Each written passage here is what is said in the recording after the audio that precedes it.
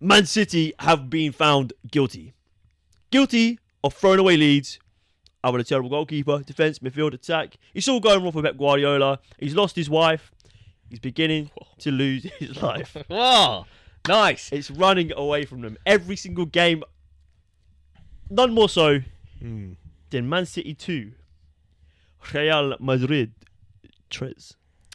So the game started with... there's been a lot of talk in the media recently about like football players giving it and receiving it a bit of jabbage. I don't know. What, argy-bargy? Or like banter. verbal? Yeah, verbals. And so this is kind of what Man City were doing to Vinny Jr., who... Big news when he didn't win the Ballon d'Or. Rodri did. That stunk.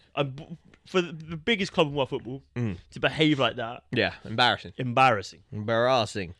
And I like the banter from Man City. I think it was a brilliant tifo. Like, yeah. No, I back it. But you got to back it on the pitch as well. But they were for a little while. So Man City were only behind this game for, I think it was like 3 minutes. And those were the last 3 minutes of the game. I think they were 2-1 up in the 86th minute. But that is, I guess, not just the story of their season, because there's a lot of other kind of storylines going on. The Rodri injury, is Pep done, is Kev done, blah, blah, blah. But the kind of inability to get themselves over the line, something that Man City was so good at. Like, if you were 1 or 2 goals down to Man City, there was never a way that they were throwing that away. But this season, if you were 2-0 down to Man City in like the 60th minute, you're throwing like bodies forward trying to get a goal. You're going to concede about another 5. two. Yeah. You said this season, how many last minute or not? How many leads have they shipped this season? So this season, they have shipped. They lost 4-1 to Sporting after being ahead. Lost 2-1 to Brighton after being ahead. Lost 2-1 to Man United after being ahead. That's probably the worst one. That stinks. Lost 4-2 to PSG after being ahead, and then they lost 3-2 to Real Madrid after being ahead. Brighton, they were 1-0 up in the 78th minute, lost 2-1. Feyenoord, they were 3-0 up in the 74th minute, drew 3-0. Man United, they were 1-0 up in the 88th minute against one of the worst teams in the Premier League, lost 2-1. Brentford, they were 2-0 up in the 82nd minute, 2-2. drew 2-2. And Real Madrid, 2-1 up, as we said, in the 86th minute and lost 3-2. Weak mentality, poor players. I love it. I'm here for it. I'm here for the downfall. And I think it's a weird one that it's a mentality thing, because I see a lot of people, Pep's come out and said that like it's on him, like the team doesn't have doesn't have the mentality, and it's on him to like kind of reassure them that they're good enough that they shouldn't be throwing away the leads. But where's this like push your mentality come from? Brother, you've got like 10 players on that squad which are treble winners. Exactly. Like half of them have won like multiple Premier Leagues, Champions Leagues. Talking to me about a weak mentality. I don't buy it. I don't think it's a weak mentality. I think it's the level is significantly worse now. I think the mentality's there. You can tell that they still want to win, and that and losing is hurting them. Pep's like scratching his face off. It's weird though. But the players aren't at that level anymore. It's weird that there are so many players in that team which just seem to have gone from performing like an 8 out of 10 every week to dropping 4s and 5s. Like, it's weird. You're watching players like Bernardo Silva, Kevin De Bruyne, Phil Foden, Jack Grealish, like these brilliant ball players with the ball at their feet, technicians on the ball, and their touches are loose, their passes are short, there's no intensity there, there's no ingenuity. It's every player has lost their spark. The team as a whole is dragging itself along. And it's like, was Rodri just kind of covering up a whole load of shit for a couple of seasons? Or is like his injury a problem, and then also these players have taken a nosedive in levels? Yeah, and is it just like a couple losses, bad season, and all like the mental strength they had built up, all that belief is just gone? Well, let's talk about the two guys you mentioned at the start there, Kev and Bernardo Silva. Two of the best creative midfielders the Premier League has ever seen. IMO. Kev's now 33, and I was watching him in that Real Madrid game when he's surrounded by players like Jude, like Camavinga, like Fede Valverde. These players that are young, kind of in their prime, got legs for days. He looked like an old man. They're physically dominant against him. They're one step ahead of him mentally. The poor bloke, if he hadn't had a torrid time with injuries in the last couple of years, he'd probably still have a level where he would be at the top of the game or thereabouts. But those injuries have taken a toll on him. Yeah. He's not had regular football for like 3 seasons now. And he probably could still do like a job in a game like if Man City play like a lower Prem side, the pace is slower, he's not surrounded by elite talent. Well, if they've got he could probably run the game. If they've got Rodri screen that back line and they can just sort of let him do what he needs to do, he can sit a bit deeper, he can play the passes and arrive late. But he can't do that in this team because there's no legs. And when he's coming up against people that will pressurise him, will make him look shit. He did look shit. Yeah. And then another player, Bernardo Silva. I've been a massive fan of him as a techie little Mediterranean baller. Mate, he's versatile. He's fantastic going forwards. He's scrappy. He gets in there. He does fucking ridiculous things with the ball at his feet. Sounds like me, mate. But his nosedive in form, I've seen Man City fans kind of be on his case because he's always in the team because he's so versatile and because of their injury problems. He's just always in the team, so he's always got kind of like an opportunity to impress or not impress. And at the moment, it's not impress. What's going on with him? I don't know. I refuse to believe because he hasn't even had like that injury situation. Was like in my head, I have like a vision of Rodri being like an extension, of he's plugged into the wall, and he's like the extension cord, and every single Man City player are the plugs plugged into him. Jeez. And that plug got pulled, and suddenly like they don't know what to do. There's no electricity going. No spark. Come on. But Bernardo Silva, like he's so good. He's so good. He's always had like legs. He'd always like be the most. He hasn't really been the same since Barca came calling. Yeah, and like there was that weird situation where he like wanted to leave. Barca came calling, and I don't really know what happened. I think Man City couldn't replace him. Just like blocked the move, maybe. Was that the year they lost like Sterling, Jesus? Yeah, maybe. Yeah, maybe they've just like too much movement. Yeah, I don't know because his form. Because he signed a new contract which had like a clause where Barcelona came and offered 60 million. Like, right. He could go. Yeah, I don't know what's going on with him, but he's one of those players where like him, Kev, Rodri, you see those on the team sheet and you're thinking, now we're done for today. Yeah. But now, obviously, no Rodri. You see Kevin Bernardo, you're kind of like, mate, as long as we're running and we're not loose with our passes, we'll do them. If their comp against Alex Iwobi, he's going to fucking destroy him. And that says it all. Come on. No, but like, Alex Iwobi, physically dominant on both those players. Better form than both those players. That's the level we're at. Shout out Alex Iwobi every time. And that's no disrespect to Alex Iwobi. He's the first player that came to mind. But there's a lot of players in the Premier League. Vitaly Janelt.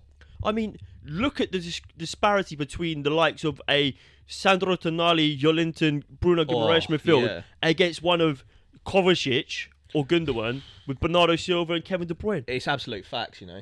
Mate, you're watching like old men. MMA athletes against fucking old geezers from the care home.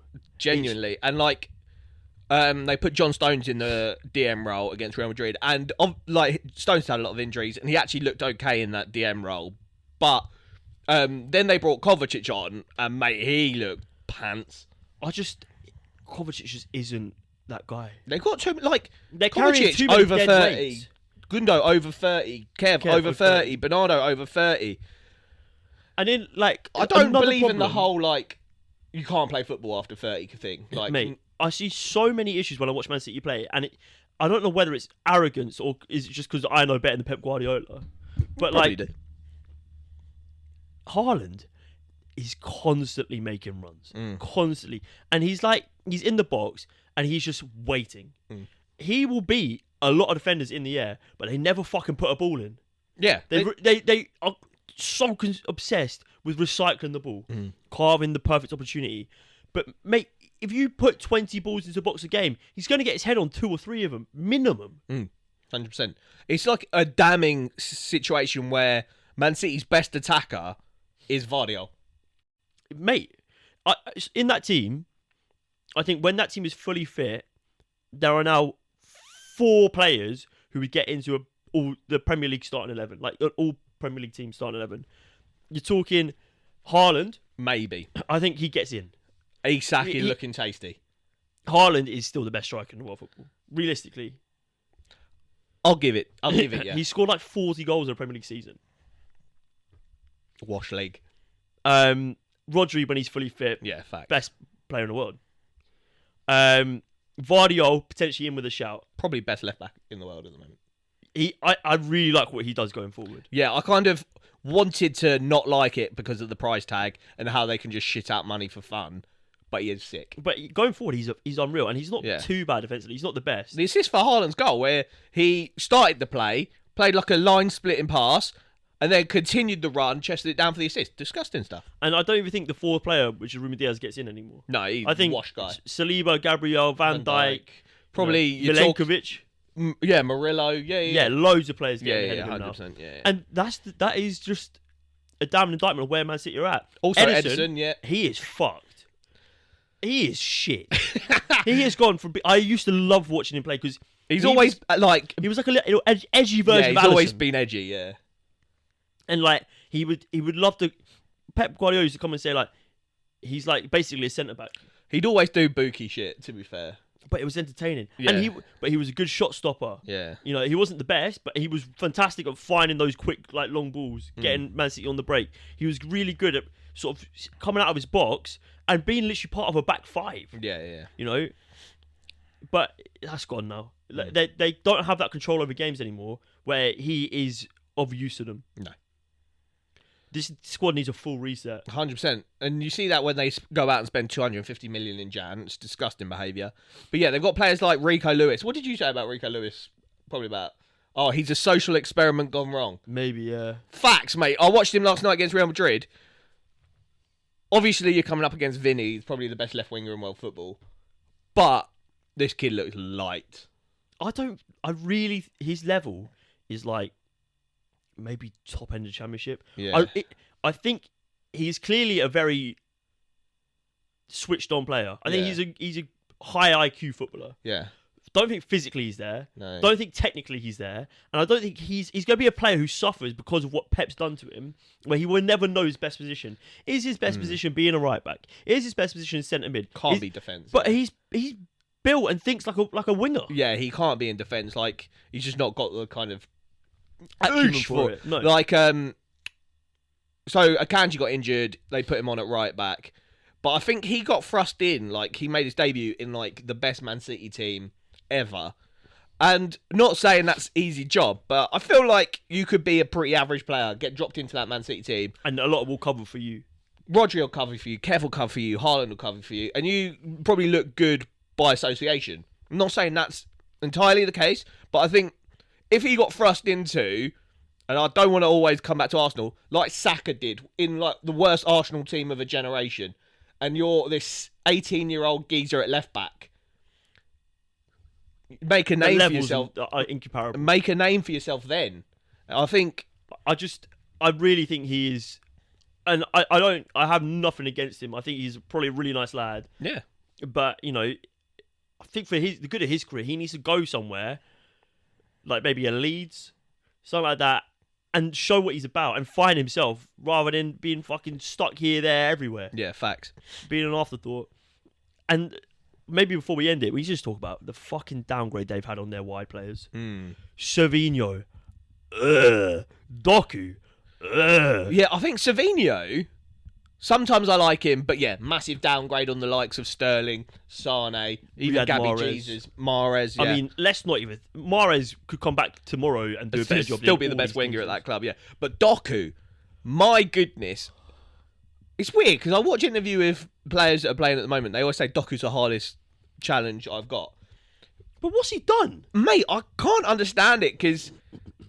Yeah, he's like jinky, he will try and beat you. But like...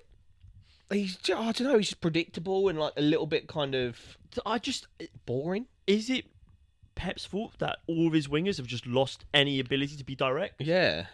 Is it Pep's fault, or is that just the personnel they brought in? I watch players like Anthony Gordon, like Mohamed Salah, like Bukayo Saka, wingers who will run at defenders, will take players out of the game, will look to break lines, look to sort of work their way into the box, get to the byline. They'll do everything. But Man City's wingers, they go up. It's like watching an NFL team. They're just trying to get ground. They get to that corner flag, and instead of having a little bit of sort of ingenuity, a little bit of belief in yourself, and taking a man on and potentially winning a corner or getting into the box and getting trips and winning a penalty, or drawing someone forward, it just goes back. It just goes back and forward, round and round and round. And it's fucking boring. It is boring. If I was a world-class winger and Man City came calling, I would fucking run. Yeah. I would run. Alhamdulillah. Like Jack Grealish, who was one of the most exciting English wingers. Killed that guy's career. Phil Foden, one of the best dribblers of the ball. Killed his career. Killing him, mate. Yeah. Killing him. Killing How can we sit here and say that, though, when he's won PFA Player of the Year last season? Bollocks, rigged. And then he's won the Champions League, he's won the treble, and he's won 4 Premier Leagues. But he's killed his career. He hasn't killed his career, but it's spiraling out of control. Maybe the likes of Morgan Rogers and Cole Palmer, it was good for their career to get out, because you can see now Cole Palmer, best player in this Chelsea side, will beat Phil Foden to an England position that they're both competing for. Morgan Rogers is probably higher up the pecking order for that position in the England side than Phil Foden. And they're both higher on the Premier League table. Bing, bang, boom. Yeah, it's crazy. Maybe we're just sour because of the standards they set. Who knows? Maybe they're sour by the standards they set. I mean, they'll all look good when they get relegated to National League. Come on. Let's not forget about that. Ladies and gentlemen, let us know. Is it time for Pep to go?